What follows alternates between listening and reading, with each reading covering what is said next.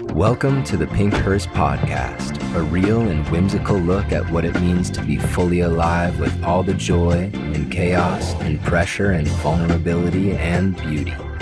Take the ride along with unexpected guests and be inspired to fall in love with your own unique destiny and meaning. Whether it's a ripple or a wave, all of our stones are sure to make motion in this eternal river. In this episode, Zachary and Edward Crowe dance in the rain in their scuba gear. Once you dry off, you might notice an appetite that can only be satiated with a visit to the poetry vending machine. Stay tuned. Many paths to right back here. Spinal highway, angels steer. Zion close, always near, quieting my heart to hear. This episode is sponsored by Easier Done Than Said, a Google Abraxas translating app that will help you communicate and understand ancient, complex, paradoxical, ineffable, unknowable, confusingly simple mysteries of the universe in seconds flat. So, right before we just began, I reached in the magical envelope full of Post-it note quotes from my friend Ruth, who's in her 80s and has been collecting these quotes for decades. And the quote that appeared is by James Baldwin. Love takes off masks that we fear we cannot live without and know we cannot live within. Welcome to the Pinkhurst Podcast. Today's episode is different. It's an experiment. My brother Edward Crowe is here, and our intention was to connect with Edward here after he did a ceremony. And so we're just arriving here. It's early morning in eternity.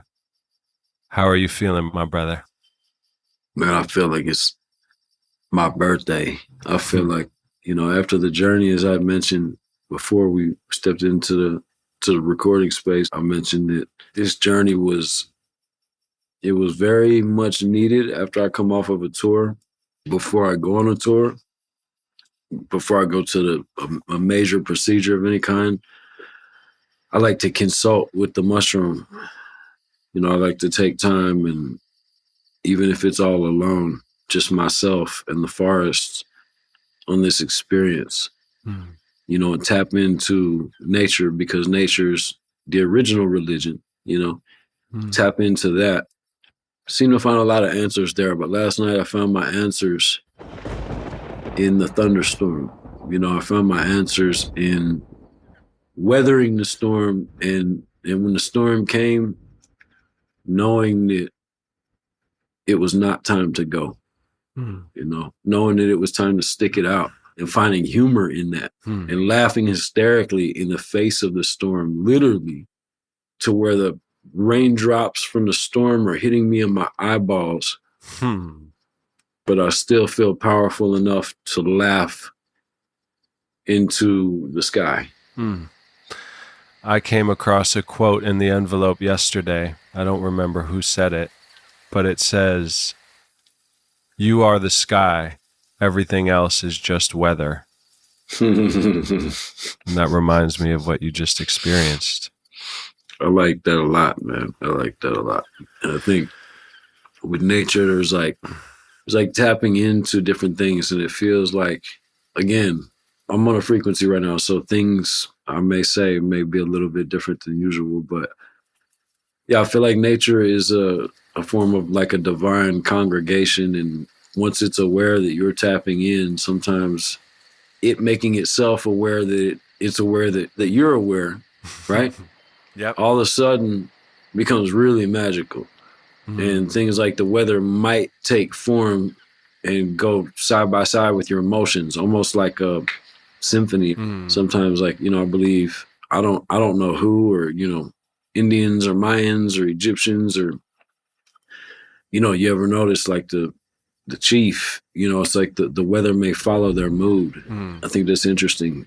With these journeys, a lot of times something may appear as inconvenient, but it's actually the lesson that you needed to learn, even though you didn't know you needed to learn it, So I've had it before where, I called everybody who would usually come and jump off the porch with me, and no one was available under any circumstance, but I knew I had to go. It might be just a Tuesday evening.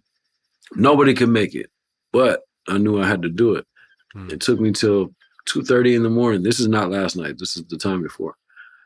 It took me till 2:30 in the morning by myself to get the courage to go into the middle of the woods, where there is wild animals, and take this substance by myself and feel okay with it. And I'm glad I did, because it's like a way to wash off, recalibrate. And it's not the only way. I think that all humans have different approaches in different ways. And as long as they allow you to reset, recalibrate, rejuvenate, and purge and refresh your shell, in a sense, specifically your psychic shell, that we take on, the more that you spread good energy is another thing. Sometimes it's important to make sure that you can refresh that shell, because when you give, smile, smile, smile in the face of adversity, that's a currency of its own form, so to not deplete that, you have to figure out how to shed and rejuvenate. And that goes back to, that's just how nature functions anyway. Two things. I love nature as the original religion. That's really resonant for me. And everything you just described as the process of your journeys, of your ceremonies, reminds me again exactly of the James Baldwin quote of removing the masks that you fear you can't live without, but know you can't live within the shell. Wow. So we're right on time as always. Last night I was rereading LSD in the Mind of the Universe by Christopher M. Bosch. In preparation for this episode, I wanted to converse with someone who I have dove deep into his work in the past, and just kind of get in a headspace for other brave adventurers who have reverently utilized ancient plants, or, I guess LSD is different, obviously, than mushrooms being much more ancient, but using these gifts from the cosmos to do exactly what you just said, to not only connect with your own soul psyche, but to break through and connect with the ancient realities. And he said something about, people often talk about those experiences of God, those experiences on a journey of nature, of the mystery, being ineffable. You can't explain them. He disagrees with that and says he thinks actually we just don't have words to describe the experience.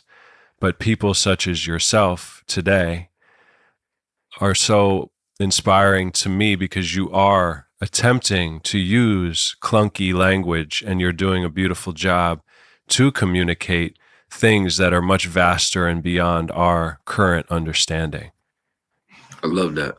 So in that vein, I know you enter every journey with a very sacred prayer, which is private, but I'm curious to know, as you entered into this ceremony, what were perhaps some of your questions, intentions, if you care to share on how that happened and what followed. So this particular time, I decided to read the prayer once I got down to the circle, the area I refer to as like our sacred space. And by the time I got there, it was very potent. By the time I got there, they started to kick in, and I was having a hard time reading, but it was making it more passionate, and I had to get through it in a way that the message really was the most important part, because I could barely hold on to the paper. Like, I make it a point Memorizing it is ideal. It's long. Read it from the paper and then burn the paper when it's done. Mm-hmm. I agree with what he's saying. We just don't have the vocabulary to explain. I don't believe there is a vocabulary to be able to explain the things that our mind is capable of and the places our mind is capable of going. I've personally been some of these places. I do know that some of it, I believe, is meant to be kept for the experiencer alone. Like if you could record, these lessons on an iPhone, it wouldn't allow you. Like Chimney and his wife. Exactly. And like I told you before, when you try to do this and then I go to say, the moment like this profound idea is coming through me and I want to say it to you, instead my body's going to purge. You know what I mean? So it's not allowing me to find the vocabulary in the first place, because when I try to utter these words, I just gag, So I don't know. There's something to that too. And I think that's selective. That's sometimes, it's not all the time. Yeah. He went on to say that he feels in his experience that the divine does want to be known. However, so it's this kind of paradox perhaps of it's, hidden and chosen in the moment for those, not to be exploited, not to be broadcast all willy-nilly, but the divine messages do want to be revealed and the joy of the universe. And there's a power in keeping your antenna sacred. You know what I mean? Because at a certain point, you know how it is. If you tell people, you get excited about this new thing or this idea or this, this way that you now perceive life moving forward or reality. The people who are not capable of or worthy of understanding, naturally and intuitively, their job from their level is to convince you of the same. So that's where, in my opinion, it pays to keep a lot of these things to myself, because I'm nurturing this superpower. And as soon as I open the door and say, hey, check out my superpower, people start telling me all about how it's not a superpower. And guess what? I'm trained to believe them. And maybe at some point I will, but I refuse to. So I keep it to myself. And that's why you and I have been cultivating with Kevin, shout out to Ian, and all of the invisible spirits with us, this sacred hearse space. Because when we're in the hearse, the pink hearse, I feel like we are protected and allowed to commune and share from that place, And yesterday, another quote, because I'm assembling all these quotes for a project, I believe it was Goethe, it reminds me of what you're saying, says, tell a wise person or tell no one, because the mass man will mock it right away. Ooh, yes. That's exactly what I'm trying to say. What I'm trying to say. So, and we're both perhaps wise in the sense of wisdom spelled like dumb, D-U-M-B, Dumb and Dumber out here. Right. We're trading our van for mopeds. We're trading our cow. Also, Kurt Vonnegut says, never hesitate to trade your cow for magic beans. Man, one of the recurring things, and I thought about it last night, like at a certain point, I thought about the pink hearse and death. And death is a reoccurring thing, mortality, the idea of what it is we can and can't do in our time in this body, what we have the ability and power to do. Can I attach my spirit to different inanimate objects, the same as it's within my soul and myself? Can I live through that? Am I attached to this body when this body passes, or can I train to be a soul that's strong enough to transcend past that? You know what I mean? Beautiful. Sometimes I feel like, if I focus enough, I may be able to transfer my consciousness into an inanimate object. And then if this shell passes, that's okay, because I'm still able to move throughout these other objects. You know what I mean? Like, there's a weird level of training to be able to move throughout the ether without a body. 100%. And great ones throughout time have been known to be able to be in two places at the same time, even like transporting. Some chief was able to transport to a battlefield when he was elsewhere, various things like that. Wow, that's crazy. No, it's powerful. I have a dear friend who most likely will be doing the artwork for this special episode. I won't share his exact situation, but he was visited recently by a chief in his dream who walked him through a portal and instructed him on how to use this special tool. And a week later, basically he came across that tool from his father and realized, so you know how we do, man.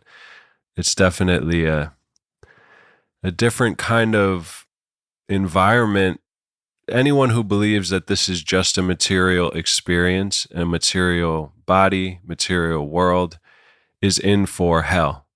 The great teachers, Yogananda, one of the great teachers, throughout time, was approached by someone saying, "What about hell?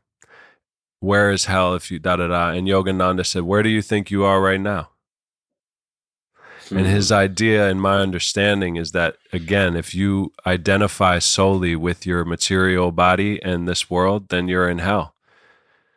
And we have become, it seems, a bit more ostracized than some cultures throughout time. And so by kneeling humbly like you do, metaphorically, surrendering yourself, putting yourself in the woods with wild animals, in the storm, safely, but also, humbly, I think that's offering ourselves up to the great mystery, which trembles with a power beyond our wildest comprehension, so it's, and one other thing, Christopher M. Bosch talks about at each level of the realms he would enter in these journeys he took, he would reach the edge of that realm and have to literally, well, I don't know, literally, but die to that form and be reborn in the next dimension, all the way to diamond consciousness, which is something referred to, I believe, in Buddhism, but they say at the center of it all is diamond consciousness. So it makes me think of that, changing forms, surrendering the body, literally, metaphorically. And I'm curious, we've spoken a lot about this, if in this space you're in now, if you want to speak at all to the nuances of rebirth, of psychic rebirth, different than, physical rebirth, death, just that kind of flow of what that actually means to you between death and rebirth in different ways. I feel like the idea of metaphorical rebirth, metaphorical psychic rebirth, obviously, we're not saying physical death and then you're being resurrected. That's not what we're claiming. Psychological rebirth is, in my opinion, an initiatory rite. Yeah. Right? It's like a form of initiation. Like me and my partner who went out there to do this journey, like when the storm came, no one questioned, do we go inside? No one asked.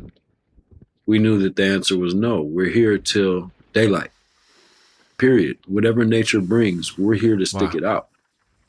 And at certain times, it is miserable and freezing. My hands, when I came out, my hands were prunes, like, when you're a little kid in the bathtub. I mean, literally, my hands and feet were that, because the entire air mattress was I was laying in a puddle, you know what I mean? Like, and I'm not exaggerating when I say it was a thunderstorm, you know what I mean? It was going crazy, lightning in the sky. But I think that there's a beauty in sticking it out and sticking through that, what sounds like torture. You know what I mean? It sounds like torture because the reward, the fresh, cold, crisp water splashing you in your eyes, after this breathtaking experience that's so potent and so strong that your body's reaction is your teeth chatter, and you can feel like an upload. You know what I mean? You can feel your body is so serious, it's so severe, so potent. You know what I mean? It's hard to explain, but I call it it's like life sentence serious. Like, you can hold your teeth and they vibrate. And a buddy of mine told me that, I love that feeling. That's the feeling of vibrating higher. And you can channel that outside of that experience. You don't need mushrooms. It's just an avenue that's really worked for me personally. I think there's 1,000 ways to get to that. There's 1,000 ways to shed that shell. There's 1,000 ways to get to that metaphorical psychic rebirth, but it's beyond important. 100%. When you see people and they're, I wish everyone was happy as they grow up. I say that in advance. I wish everyone was happy when they grow up. But occasionally you come across people who are disgruntled and have let the world get to them, and create a chip on their shoulder. And I feel like I would have that chip on my shoulder if it wasn't for these mushrooms, and this information, this literature, you know what I mean? There's a couple things that keep my head on straight and allow me to go out to, say, for instance, the road, the tour, and keep my head on straight. When I come home, man, I run. You could ask anybody who knows me well. I run right to the woods and get to this ceremony immediately. It's the most important. You know what I mean? My house is a mess right now back in Nashville, but this is most important because my mind needed to be calibrated. And again, I'm an advocate for psychedelics because they work for me, but meditation could work, fasting could work. There's 100 different avenues that could get someone to this same approach. But the idea of understanding how to die in this lifetime in advance, so you don't leave when there's no other option. Like we always say, we've talked about this 100 times. Death doesn't care if you got to be at work in the morning or if you have dinner plans. And I've learned that I spent a lot of my time trying to dance around other people's schedules and fit myself into their situation and accommodate them and explain to them why and all these things. But then I realized if I die today, guess what they get? No explanation. They don't get an explanation. My bags aren't packed. It just is what it is. They get what they get. So why not adopt that great law of nature that I'm fully aware of and apply it to my life before I die? Incredible.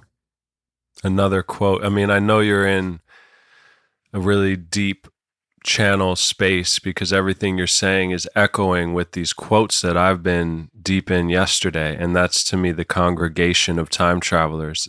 My mom would always say, truth is truth when you get to a certain level. Like there is one voice, And so I read a quote yesterday, "Off to the forest I go to lose my mind and find my soul."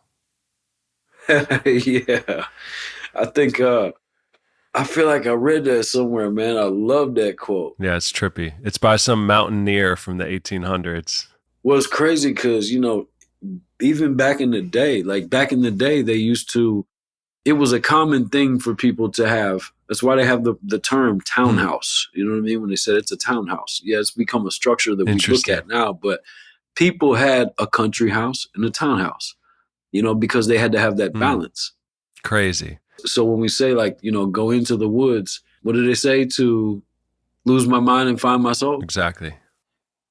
I mean, I couldn't add anything or take anything away to that. I feel absolutely, Exactly. I'd chisel that in stone or tattoo it, Let's do it. I'll do it too, man.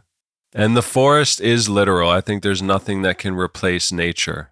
And at a certain point, everything can become, like you said, the same. Once you've accessed the place inside of yourself, Rumi talks about beyond ideas of right and wrong, there is a field.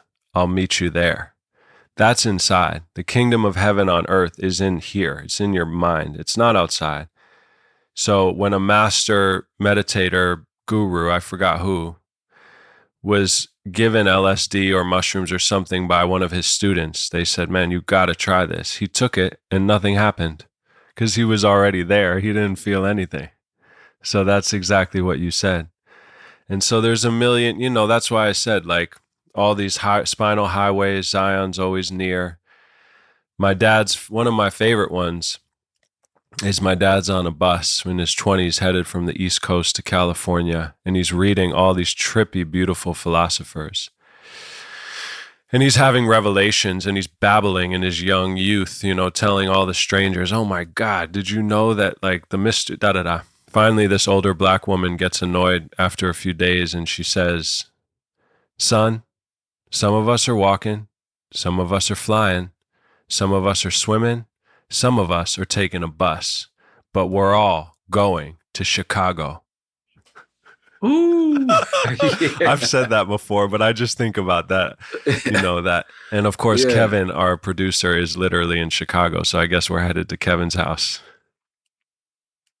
I remember you telling me we're headed to Chicago, so I put the pieces together. But yeah, that's incredible, man.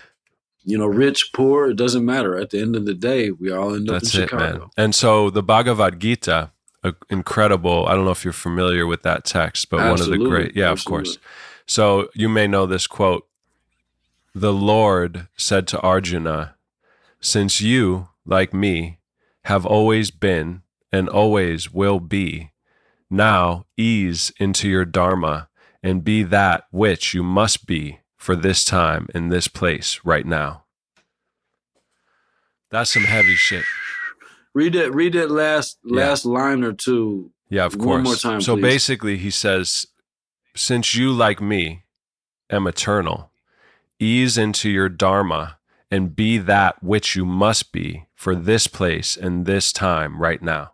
So how do you define dharma? I'm familiar with the word, but I think he's saying your lot in life. And the lot, if you go back, I believe was this goddess, Lot. Or no, a lot means a wood chip, and Fortuna, I believe, was the goddess who, before the soul would come down to earth, would give a wood chip from the tree of life. And on one side, it's blank, there's a word for that in the Latin word. Anyway, there's the tabula rasa, is the blank side of the wood chip, the lot. And the other side has an inscription, which is your destiny or your fate.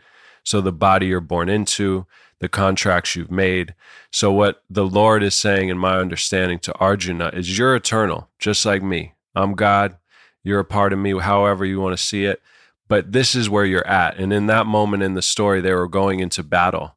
And Arjuna was questioning the Lord because he would have to fight relatives and family members on the other side of the battle. And he's like, well, I don't want to do this. And so the Lord says, hey, you're eternal, but now ease into this fucking moment and be that which you must be right now. So play your role, man. Play your role.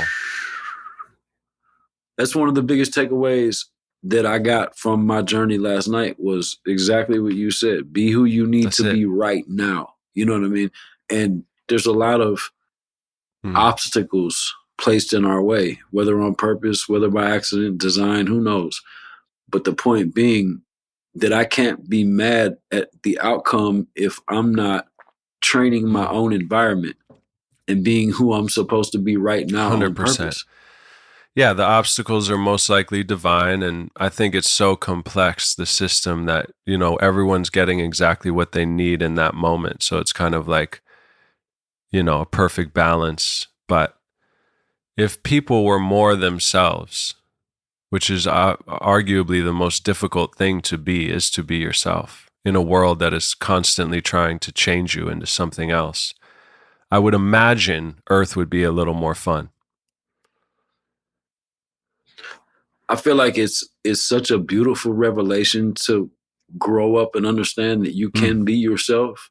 And then when you step inside of being yourself and do that, like take the volume of I'm being myself and crank it all the way up as an adult, there's something really, really, really magnificent, freeing, and beautiful about that. And then in turn, you inspire 100%. Other people. And because you step inside of your own frequency or flow state or whatever you want to call it, it becomes, what's the right word? Contagious, infectious. I would say contagious. Yeah. It becomes contagious. And that's a beautiful thing. And that's that ripple that we give throughout eternity. You know what I mean? We give this ripple of, I throw this stone in the water. What does it do? Either way, I throw a stone in the water and it ripples. But what kind of ripple is that?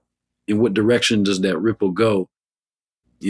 That's what really, in my opinion, matters when we pass through here. What is the ripple that you left behind? All these physical things that we own, they'll all rot, they'll all fade away into oblivion over the ages. But what will maintain the test of time? And in my opinion, that's the ripple you made in reality, the people you've inspired, the people you've taught, the people who you saw the potential in, who were not on the right path, but you took the time not for a reward, but to help shape nature in the right direction. You know what I mean? Prune the trees. You know what I mean? 100%. Metaphorically speaking, if that's teaching a less fortunate child that reading is something they should get on track with, giving them quality literature to study, and then holding them accountable. And a lot of this obviously lies on them taking self-initiative, and that's very important. You don't want to force anyone to do anything. And showing them how it's cool. Showing them how it's cool, holding them accountable and saying, hey, I'll get in the trenches with you. I'll read this chapter too. How'd you like chapter 3? I make books, man, like that kind of shit. I've always known with my 6-year-old, I lead by example. So I've always made books and wanted to make more books, and now I'm making books. And he's like, I want to make books. And he's like all into books. It's incredible. You know what I mean? It's incredible. So, yeah, it's the ripple. Exactly. It's the magic, man. It's like, I feel like there's an element of, I don't want to blame it on anything or point any fingers, but there's a certain hypnosis that I personally experience. And when I go to these certain states, whether it's meditation or a mushroom ceremony, it helps me step outside of that hypnosis and find like an inner child. And again, there's 1,000 routes to this destination. This is just the one I choose. But finding that inner child, there's something special. There's something so hilarious that I laugh into the sky and I cry at the same time. Upside down tears because the rain is, I don't know, it's coming down. I don't know what it is. But yeah, I was imagining that the rain is your tears into your eyes going backwards, and you're a child of the universe in this awesome way, man. I'm infatuated with, as a lot of people are, different cultures, but I'm infatuated with Egypt and specifically Akhenaten. Yeah, I got Thoth with us, and I got a couple of Egyptian friends here on the necklace today. Absolutely. Yeah. And I think it's, part of that is him being someone who was attracted to the sun and the solar deity. And, it was important to me, even though we went in at like 1 o'clock in the morning, it was important to me to see daylight. Appreciate it. Appreciating daylight, welcoming daylight, and sticking it out by all means necessary to be present for daylight. The thunderstorm, there was anything that was brought our way, it was just an understanding that we were there until daylight. One of the quotes I wrote down today, I guess I'm a poetry vending machine, which is another one of my inventions. We have to make a poetry vending machine together someday, like an old vending machine that has books and quotes and things from us. Anyway, today I will be that.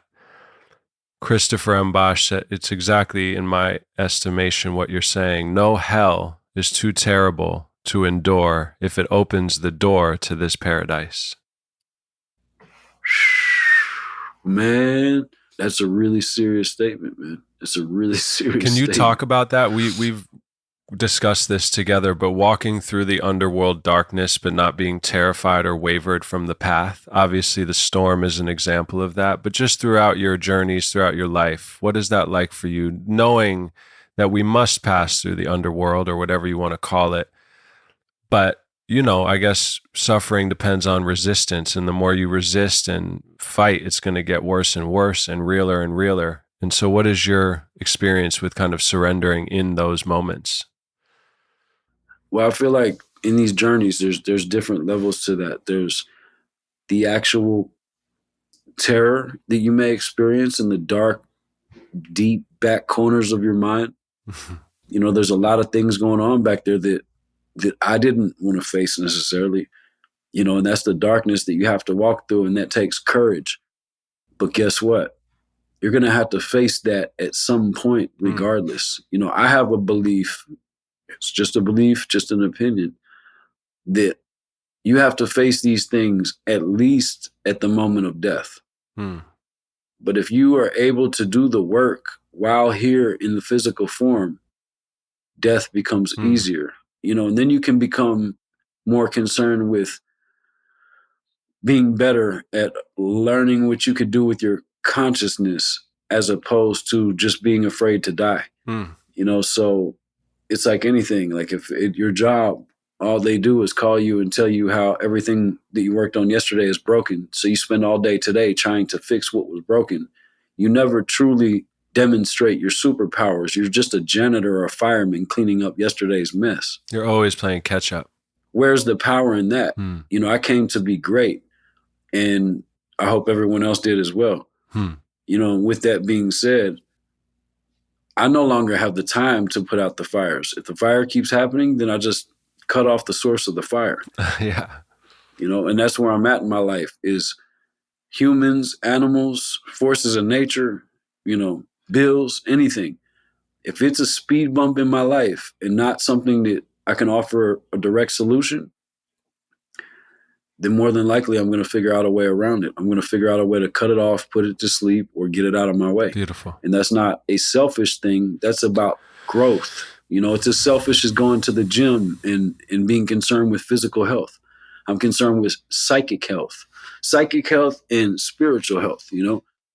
It's putting your air mask on before your child on an airplane because you need to take care of yourself. If you're trying to fix everyone or save people from drowning, you're going to end up drowning. Sometimes you got to swim to shore and handle. And that's the best way we can be of service, is to take care of ourselves. That's right.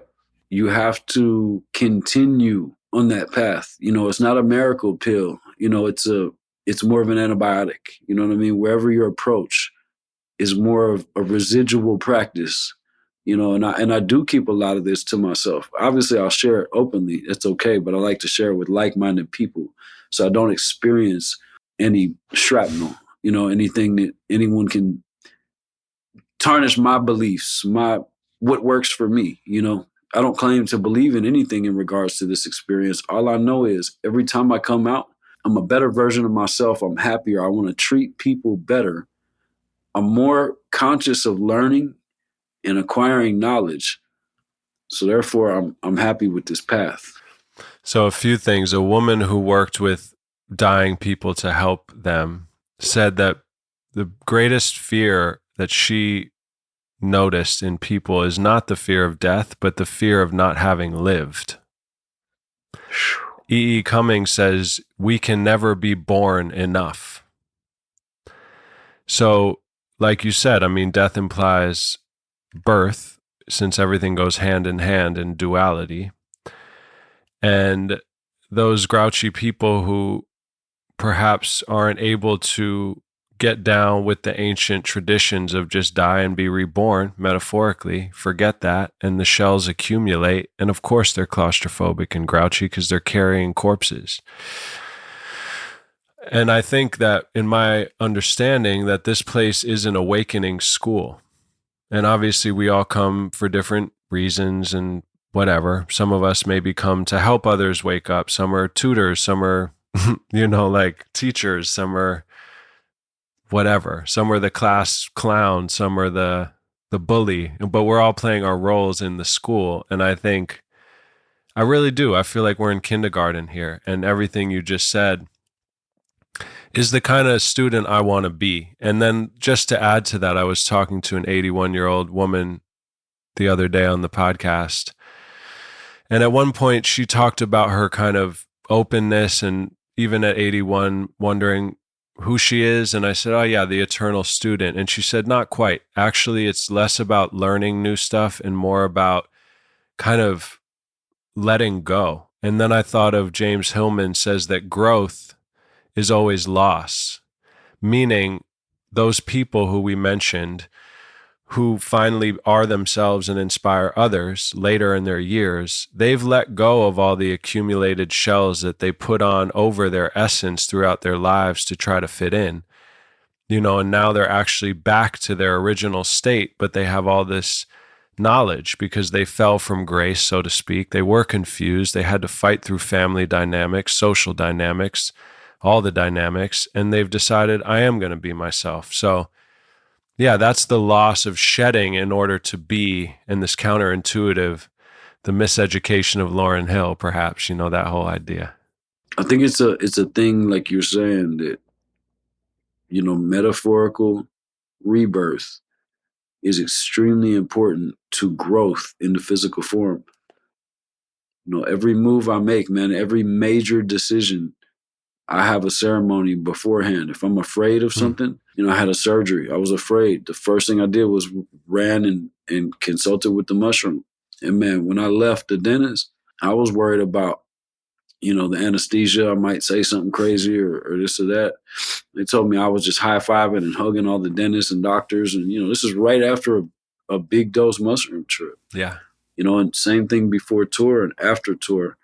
But it carries me through tour. When I take this before tour, it allows me the vibe to hold throughout tour. And as I accumulate the things, you give the good energy. We all give the good energy. But as you give it, and sometimes it's met with a wall, but you still continue to smile. You still push past that wall. That wall can't defeat my smile, or my kindness, or my recognition of something that I like about someone, and make it a point to let them know that I like that, so they know they're appreciated, but not for anyone to see me or any benefit to me.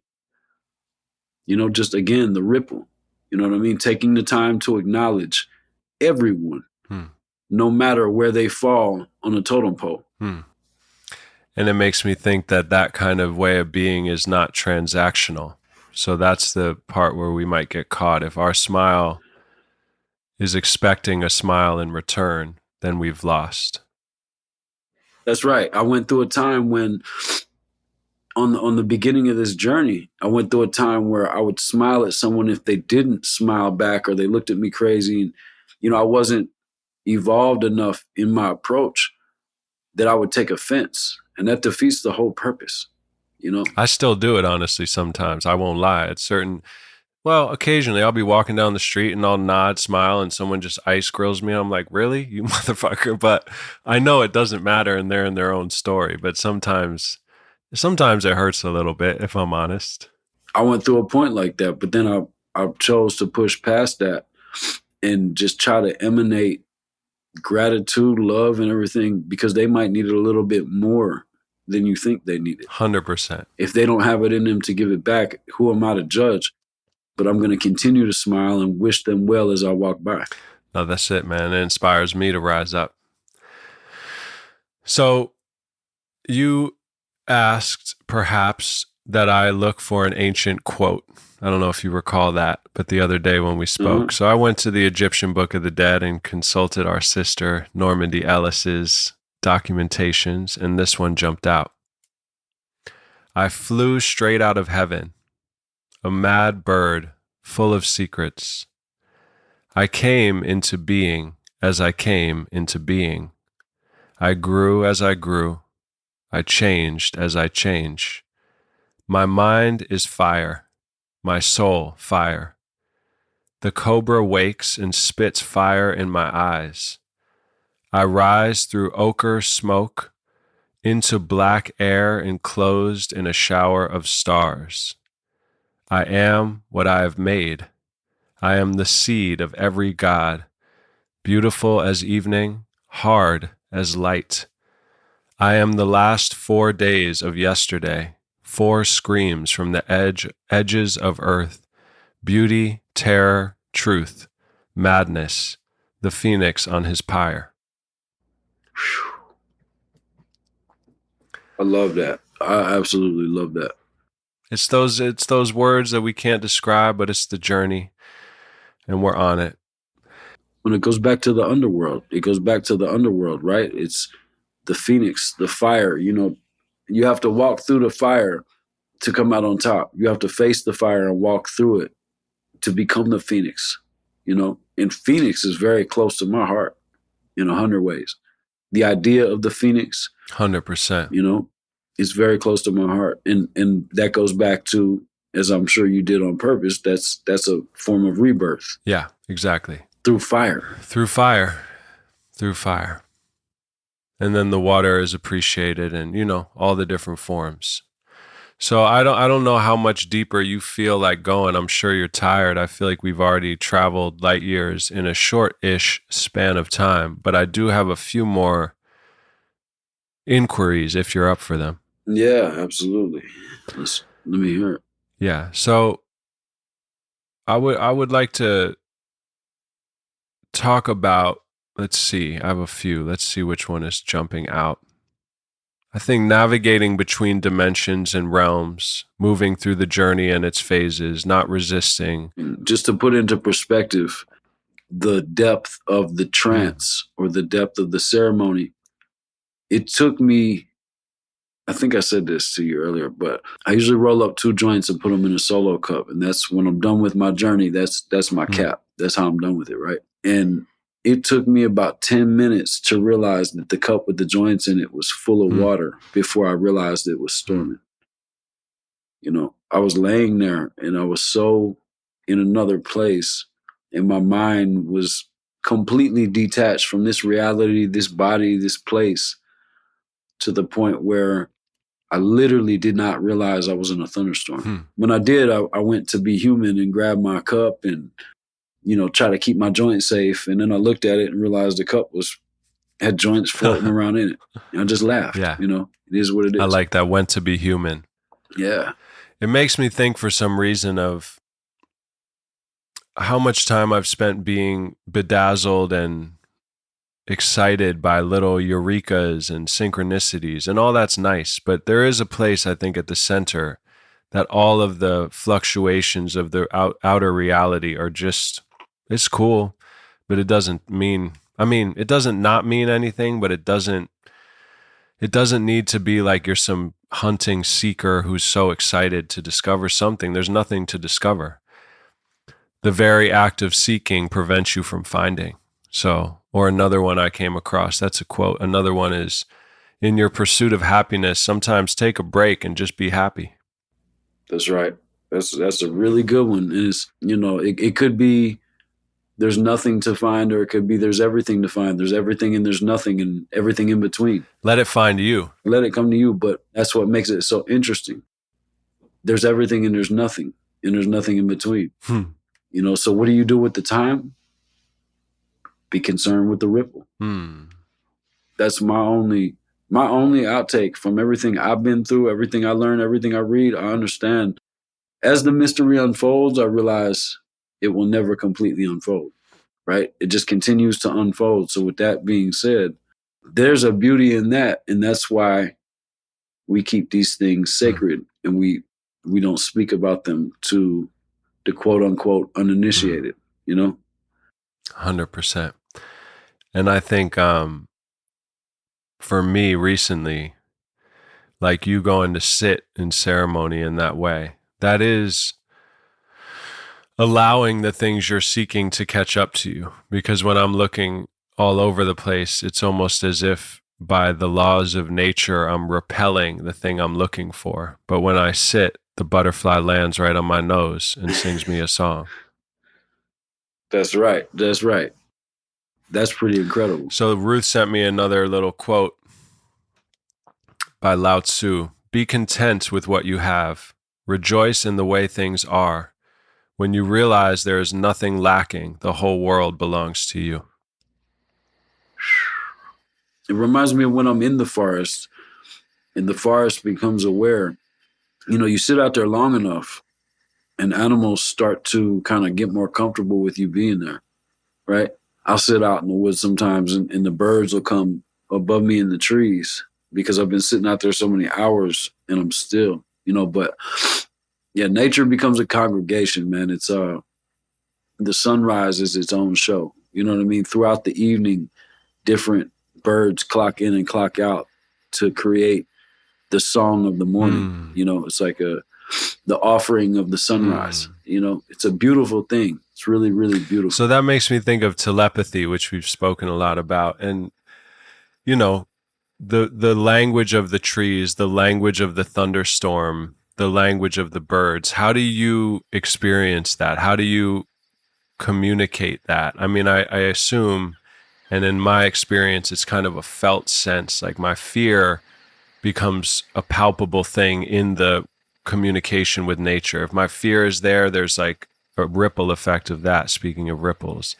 And so how do you experience maybe a tree communicating or the thunderstorm talking to you? What is that like in some telepathic kind of nature congregation? What is your place in that? What is your experience? An old chief said to me that if you want to know the answers, look at the way the water flows. And if you want to speak to your loved ones, just speak to the clouds. All of the elements speak to me when I'm in this zone, right? I've crawled up to the fire and asked it how it would like me to address it. You know, that's happened before.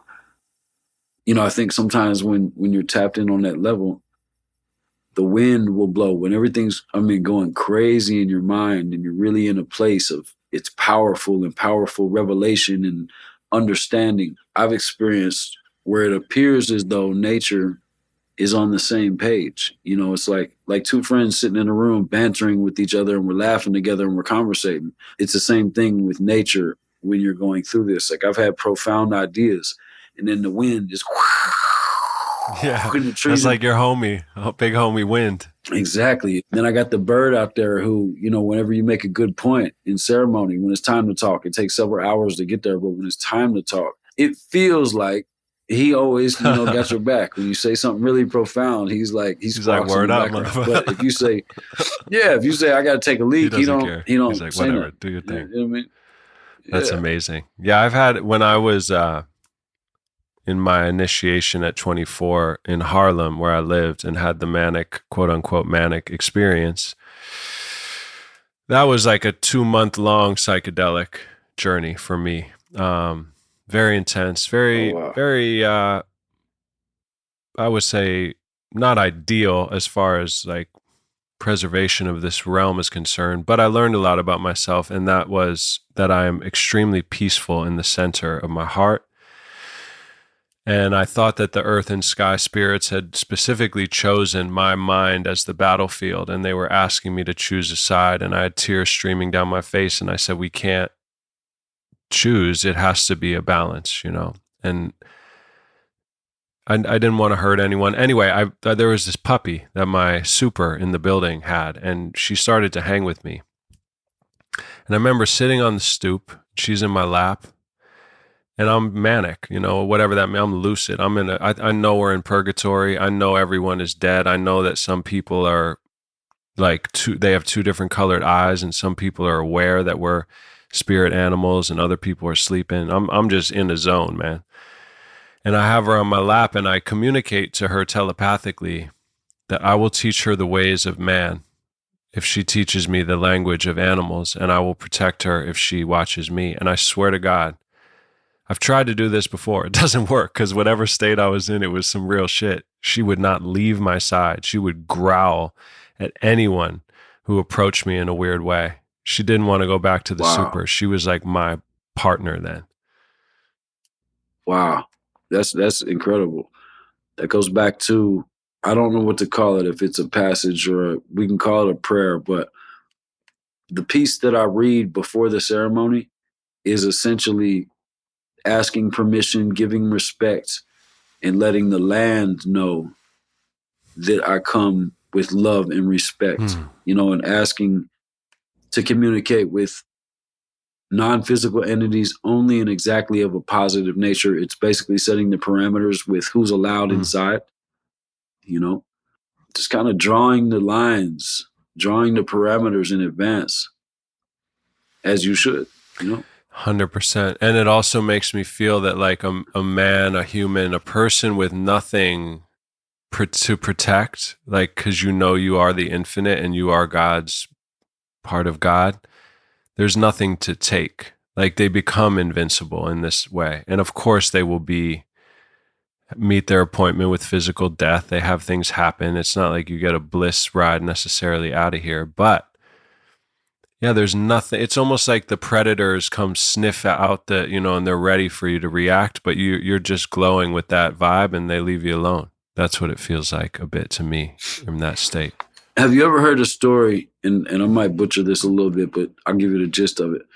You probably heard this before, but the gist of it is there was a reporter who was interviewing a guy in prison, and he was in prison for murder or whatever, and he had 2 sons, and they wanted to interview his sons and find out, guess what? One of them was in prison for murder as well. And one of them was very successful, had a happy family, kids, living a good life with a good job. And when the reporter interviewed them, they both said their own version of, the reporter was like, well, why do you think, how are you here? And the answer was, with a father like that, where else would you expect me to be?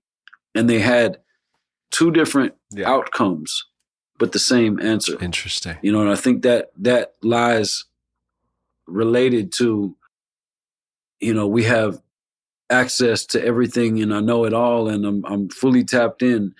So none of it matters. Or all of it matters so much more now, right?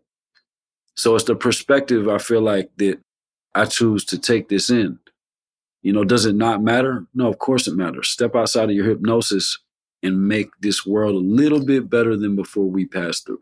Just by bringing awareness to it.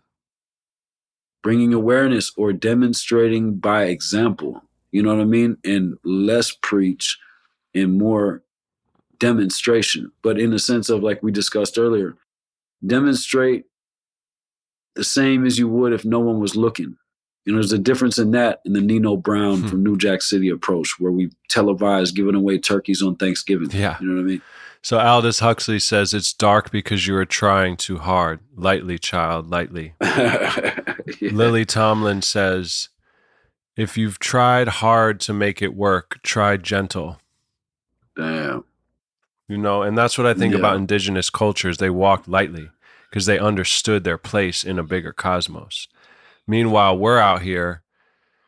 I'm sorry I keep reading things. I'm not sorry. Why am I sorry? But it feels like that kind of flow today. And I just want to read a poem my dad wrote yesterday, short poem. It's called Reasonably Certain. Reasonably certain isn't what it used to be. Reason itself the infection, still claiming it has a cure, or will find it any day.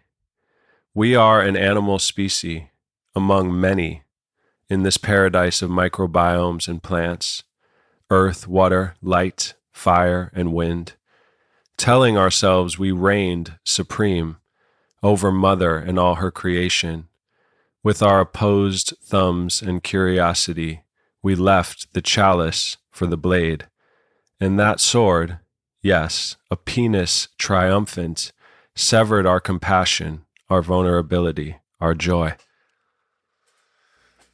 That's beautiful.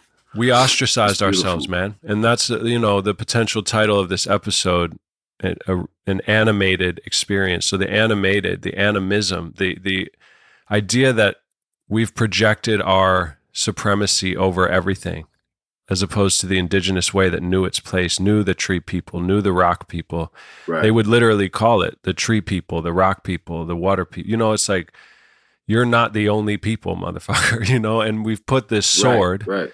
so to speak. And I think it's funny that my dad says penis triumphant, because what he's saying is that masculine, even calling God, like God made us in his image, is kind of like a cocky, wild statement if you really unpack it. Like, you're assuming that you are the Almighty, so God would have made you like him. It's kind of wild. Maybe, Right. Anyway, not to get all crazy, but I love that you go in to nature and commune. And again, the original religion and the softening that the indigenous cultures seem to have walked with is the power. The gentleness is the power. C.S. Lewis, I believe, said someone said this, truth is like a lion. You don't need to defend it. Set it loose and it will defend itself. Wow. That's sick. That is sick. Yes. And it makes me think of, like, as we discussed earlier, the underworld that you mentioned. A lot of cultures point towards that. And that's what I'm personally seeking to walk through, come to terms with, come to peace with, and figure out how to navigate. Every time I come to this place because of the dark, you know what I mean? Almost to illuminate that darkness that I'm aware of exists.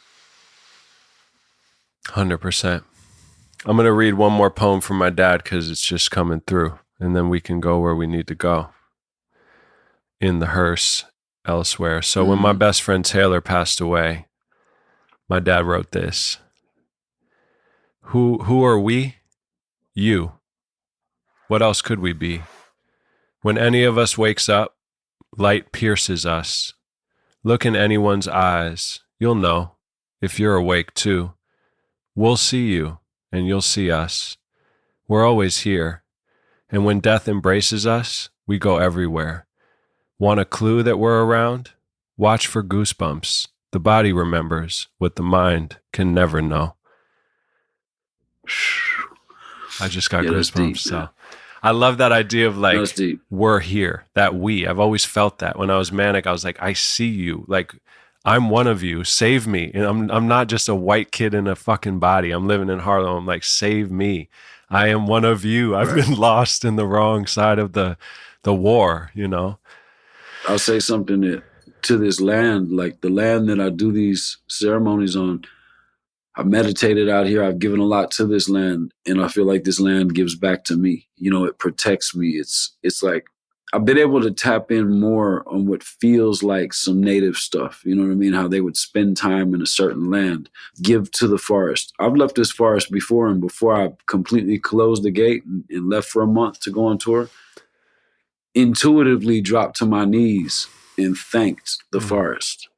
I didn't do it on purpose. It just happened, you know, and it's something that I do regularly now. I walk through and I thank the forest, you know, for my peace. Yeah, it becomes second nature because it's the original nature. The body remembers what the mind can never know. Like once you start unlearning those, I mean, again, I'm in quote mode, but someone says like, it's us who have fallen out of, we've taken ourselves out of the big flow. And that's why everything we do has some weird failure in it, because we don't remember that we're part of the love of the incredible universe. And when you do start returning to that, when you're not the enemy, when you're not outside of everything, you're not fighting nature, you're not terrified of your own body, you start to have this remembrance of the way. And that to me is exactly what I mean. What you just said was a defining stepping outside of your hypnosis. Remember being a child and finding the magic in everything? Every day you woke up was magical. I was a superhero at my friend's old folks' home. You know what I mean? I tied a towel around my neck and you couldn't tell me I wasn't a superhero, you know? And that's how I feel now. I'm a superhero as an adult. The creative adult is a child who survived. I don't remember who said that, but it's a quote and I love it. That's where I'm at now, is finding the child within, you know, and allowing that play to happen, because that play will keep you young. You know, that play will keep you happy. And the universe is playful. I mean, Alan Watts said, people suffer because they take seriously what the gods made for fun. And I don't think they mean fun exactly. Like in the Western way of fun, like go to the arcade and just have fun. I mean fun in this beautiful, benevolent, like overflowing joy of magic fun, like love fun. So it is serious. Right. It's not to be taken lightly. Well, again, it's like you said a minute ago. It's like you know everything. You have all of eternity, you know, or you have nothing at all. It's the same thing. It's meant to be fun. You know what I mean? It's the same thing. It's the extremes. It's either way. It's dead serious and it's meant to be fun. And that makes me think there's another one yesterday, forgot from who, but says like, good decisions come from experience and experience comes from making bad decisions. Right? So that's the flip. It's like, yes, the goal is to take this all lightly, I think, to hold it lightly. Because when you're gripping anything, you're squeezing it. You're fucking choking it. Right. And you can't just spiritually bypass that and start taking things lightly. You actually have to go through the experience of clenching and being heavy and being angry. You have to honor those underworld parts because they won't let you pass. You can't just conceptually say, okay, I get it. I see. I don't need to go through the underworld. It's fine. I'm good. I got it. I'll be good. I'll be a nice guy. You have to go suffer the illusion and maybe be an asshole, maybe make a lot of mistakes.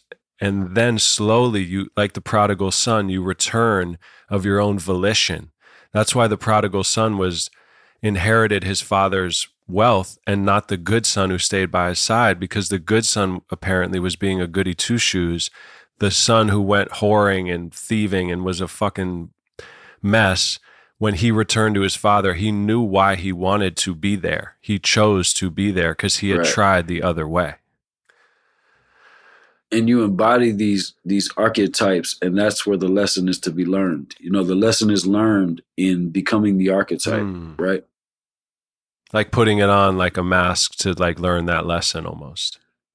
Well, my own frustration will allow me to step outside of myself and say things that I might not mean. So learning to, hold my tongue until that fire's out of my core, then I can approach this in a wiser way. And that wiser way is definitely going to allow me to prosper more than if I open my mouth with that fire in my core. My head is just echoing with quotes. The other one, someone said, it's funny that when I accept myself the way I am, then I can change. So it's like you can't force yourself to change. You have to accept yourself as you are. And then slowly, perhaps those stepping out of hypnosis will naturally begin to flow. And then it just becomes second nature, and it's what you want to do because it feels good. You can't preach to anyone to tell them why they should be good. You have to show them why it feels good to be in flow with the divine will. Well, when you make abrupt changes, when you have what could be perceived as divine awakenings and you act on those, there will be drastic changes in your life. And some of those changes are going to appear to be unfavorable. But it's as though you're paying a debt for blessings that are yet to be bestowed upon you in advance, And I think for me, that just made me realize this show, for me, and maybe for anyone listening, is kind of laying out the situation that we're in and understanding what you're, like a vague map of knowing, okay, as I walk my path, shit might get really trippy. As my wife, who's a therapist, says, that when you start doing healing work, often the pain intensifies, which might be counterintuitive. You might say, wait a minute, I came to therapy because I want to feel better. It's like, yes, but you got to go through the underworld first. That's right. And back to what we were saying about giving kindness, happiness, and then having to shed that shell is, I'm sure as a healer, I'm sure she has to figure out some way to let go of what it is she's healing. It's hard. At some point, as a healer, you take in, whether that's a therapist or a trip sitter, whatever the case may be, you then have to figure out how to shed that. You mean other people's stuff? Yeah. Like if you go out, if my goal, I'm out on this road and I'm, interacting with people from different regions and different attitudes and different walks of life and different approaches, and they all see us from different lights, and every day is a new, psychological collision. Who knows what? It's like a psychological surprise. You know what I mean? Like you just get a mystery box of psychology. Here, deal with this. And it's important to walk through that with the utmost honor and continue to approach it in that way and not allow those speed bumps and roadblocks and walls to break you down psychologically, right? And get in the way of your own greatness. Like I can only continue to be great if I perpetuate, exude, and emanate greatness. So if the person who doesn't smile back makes me say, damn, man, whatever, dude, then I'm putting a splinter in my own greatness. When instead I would like to continue to emanate love, continue to emanate well wishes, and keep it pushing on down the road till I get my smile back. That's amazing. That's amazing. And as a fan of the Pinkhurst podcast in a meta way, when can I buy a mystery box from you guys, man? I want a Pinkhurst mystery box ASAP. Please tell Ian that we need to. Psychological Pinkhurst. Are you kidding mystery me, man? box. Santa Claus as the Grim Reaper with a Santa hat on, man, with the mystery boxes and the fucking hearse sled. Right. And it's a fortune cookie. And tell you some shit you didn't expect and get you stoned. But it's actually a placebo, and it's just you think you're stoned because it's so potent in the idea itself. It's actually nothing's in it except organic stuff. Well, man, I don't know if there's more that you feel like you want to reveal, but I will tell you that this has been hands down one of my favorite episodes thus far. There's a natural flow to it for me. A great way to start the day. Never done an early morning special. My homie Corey, who is on an episode that's coming out today, incredible man, Corey Sweets. At the end, off air, after we recorded, I said, as a creator, he's big into Taoism and the Upanishads, and just has a beautiful kind of cosmology around life that I respect a lot. I said, what's your relationship with attachment to creativity though? Like I still suffer with that. I'm much better, but I still feel tangled sometimes in hidden expectations around the work I do. And he said, you know what, Zach? He said, some people, a lot of people never get to experience this flow, which is what I feel like you and I are having right now. And we do. They never get, consciously at least, to experience the creative flow of what it actually feels like to be outside yourself in this divine flow of conversation or creation or music. He said that in and of itself is the gift, man. And anything else that happens, like that's bonus time. And I know that to be true. And just hearing it that way. So I just want to say how grateful I am to flow with you, period. Likewise, brother. And then interesting how, we say we tap into this, we're all a piece of this creator, all a piece of this universe and this God, and we're all share this ether. And isn't it incredible that this therapy comes from creating, right? And I mean, you could create in 1,000 different ways. It can be, the dentist could be creative by the way he shapes your tooth if he's in a flow state. There's creativity has no boundaries. Like there's a lot of artists in fields you might not give credit to being an artist, but these people are creators being lost in the work. And I feel like that's God. Consciousness itself is creative, whether you're aware of it or not. You don't have to do anything. It's just how you're moving and being is a creative invitation at every moment. Like they say, despair is a insult to imagination. So if you're living in despair, it's almost like you're insulting imagination because you have the power to imagine yourself creatively into the stories of ancient times and see your role and empower yourself wherever you are. You can use your creativity, even as not an artist, to become the character in the fairy tale because you are the fucking character in the fairy tale and you're the dragon and you're the good guy and you're the bad guy. Right. It's trippy, man. It's beautiful.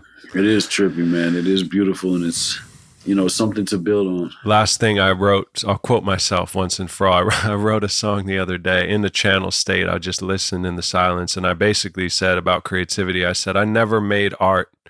I was carving hearts in trees. Initials change, but it's the same she. Don't play with me unless you juggle seeds and have the same disease. Ooh. And so that to me is like, I'm not an artist. I've just been so in love with she, the universe, the mother, whatever, that like a little teenager with his girlfriend, I'm carving little hearts in trees with our initials. And they keep changing. That's dope. But it's the same mystery.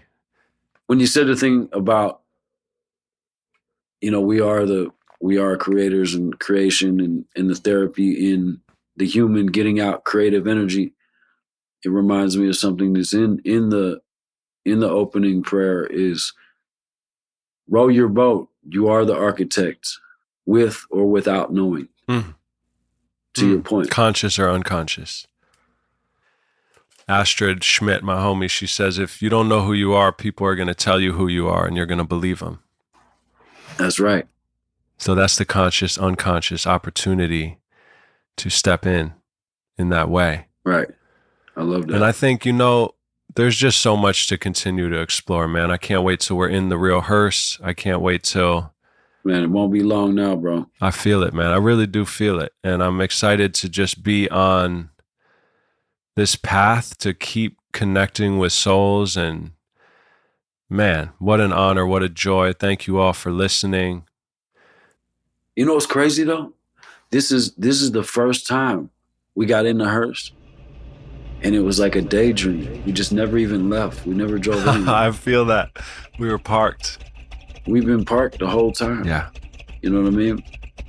Yeah, it's an honor to be here with you, man. I appreciate you. This is the first time I've ever done a ceremony and stayed up.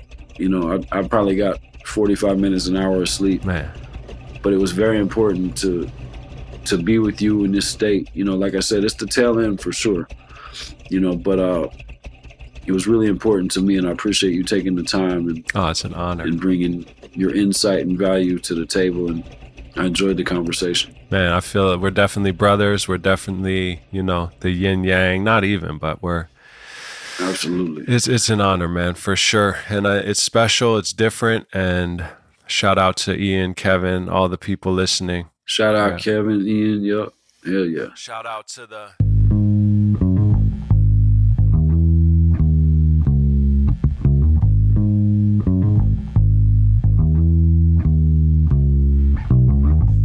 Put your hand on the Bible when you call my name. Electric shock to revive you from your broken mind. My soul is sleeping inside you as the robot sang. Snap, the robot awake.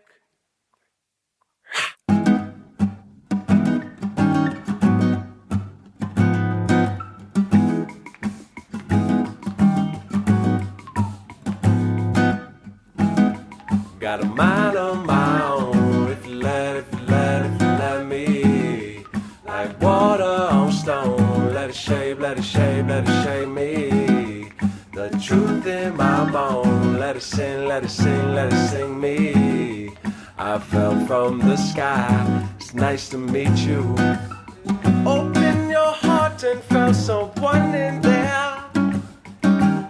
Melody hit and we fell out our chair, strumming a secret to an ancient tone. It's nice to see ya, hey, hey, nice to see ya.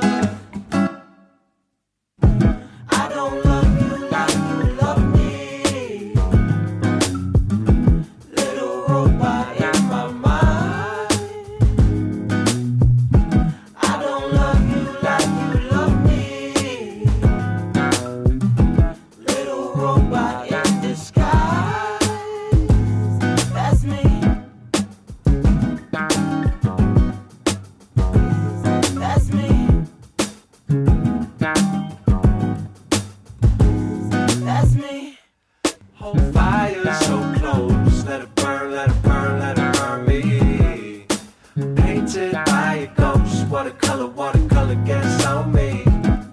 A freak till I faint, keep it raw like a honeycomb palm tree. Sweet sing, I'll bring my open mind. Open the drum and found someone in there. A lonely rhythm with the wild hair, dancing the rhythm to an ancient tone. It's nice to see ya, hey, hey, nice to see ya. I don't love you like you love me, little robot in my mind. I don't love you like you love me, little robot in disguise. That's me.